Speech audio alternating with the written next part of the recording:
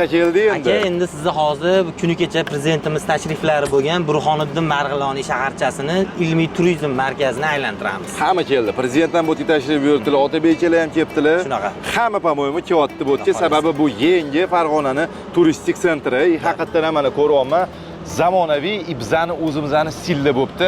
Haqiqatan ham mana Milliycha stilda. Farg'onani turistik potensialini oshirishi uchun harakat qilyapsiz. Hozir boshqa davlatlardan ham turistlar kelyapti. Kelyapti, sekin aylanib Farg'ona. Ibza ham qisqa aylanib chiqamiz, Ketdi. Aka, bu yerda ko'rishingiz mumkin, polniy milliycha stilda, o'sha o'zimizning eski odatlardan chiqmagan holatda qilingan aka. Marg'ilonda, Farg'onada bunaqa joy yo'q edi aka. Bu turistlarni mana ko'rayotganimizdek tortyapti.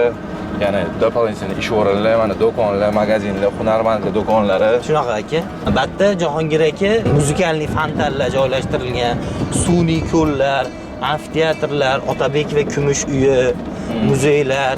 Xullas, hamma butun O'zbekistondan kelib aylanib ketadigan joy bo'libdi. Haqiqatan ham mehr berib qilishdi.